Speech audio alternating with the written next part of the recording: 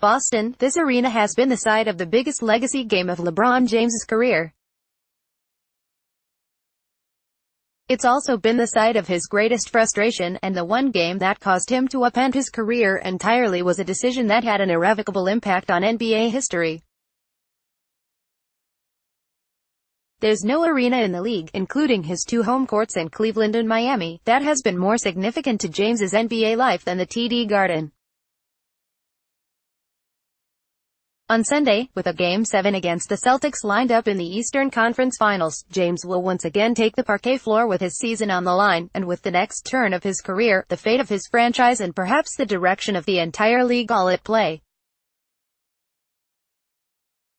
On Friday, after leading the Cavaliers to a 109-99 Game 6 win with 46 points, 11 rebounds and 9 assists, James downplayed the significance of what's coming on Sunday. "Just go out, trust what you've built on all year," James said. "For me, I don't put too much added pressure on myself. I just go out and play my game. It's a Game 7. It's something that you wish you had when you're done playing, but more than that, it's just basketball for me. Just basketball. We dissent on that. But first, some of the basics. James has played 20 games in the postseason here, most of any road arena. He has averaged 30.1 points in those games, shot 48.8% from the field and 26.5% from the three-point line, and allowed 8.9 rebounds and 6.6 assists. He had won 6 straight postseason games in Boston until the Cavs lost Game 1 of this series, but overall, he is just 8-12 playing at the Garden. One of those losses came in 2010, the final game he played before heading into what was the most anticipated free agency in league history, which had been draped over Cleveland's entire postseason like a wet dish rag. The Cavs, winners of 61 games, owners of the number 1 seed in the East and favorites to beat Boston, trailed in the conference semifinals, 3-2. James scored 27 points with 19 rebounds and 10 assists, but shot just 8 for 21 and committed 9 turnovers. Worse, the team was disjointed entirely, with a gimpy, 37-year-old Shaquille O'Neal starting at center and mid-season acquisition Antoine Jamison at forward. Cleveland scored just 85 points with its season on the line, making 38.4% of its shot attempts. Jamison, expected to be the Cavs' potent second option, was 2 for 10 from the field with 5 points, and the team's bench was 4 for 13, and 0 for 4 from the three-point line. Boston fans taunted both James and the Cavs with chants of "New York Knicks," one of the teams geared up to chase James in free agency.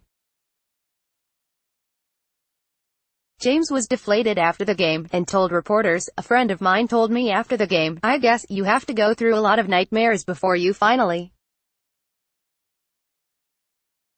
accomplish your dream, and that's what's going on individually for myself right now." He would go on to chase that dream, with Chris Bosh and Dwayne Wade in Miami. The other bookend on James's Boston career remains a nightmare in the collective consciousness of Celtic fandom. Game 6, Conference Finals, June of 2012.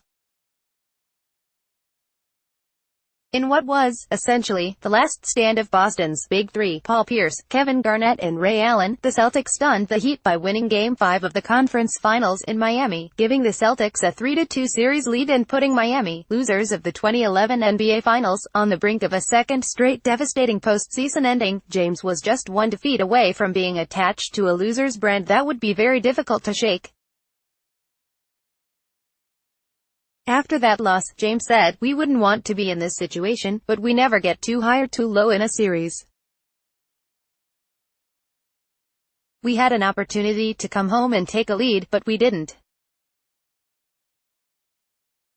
So we have to go up to Boston and win a game.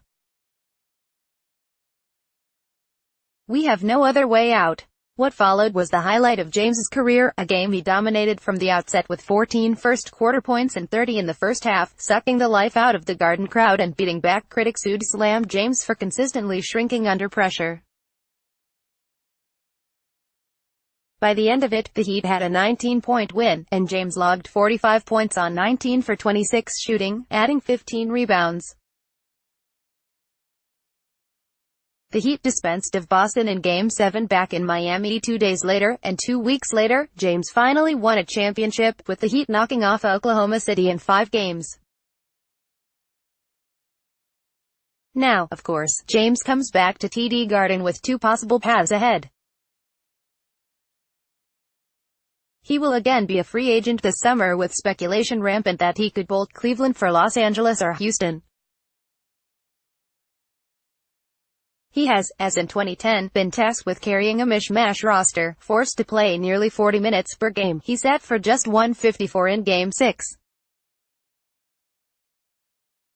But he has also, as in 2012, come up with a series-saving performance with his 46 points on Friday night at Quicken Loans Arena. Find a way to win in Game 7 and return to the NBA Finals for the 4th straight year with the Cavs' 8th overall, including his 4 years with the Heat, and maybe his free agent decision is swung back in Cleveland's favor, keeping the Cavs atop a changing Eastern Conference power structure.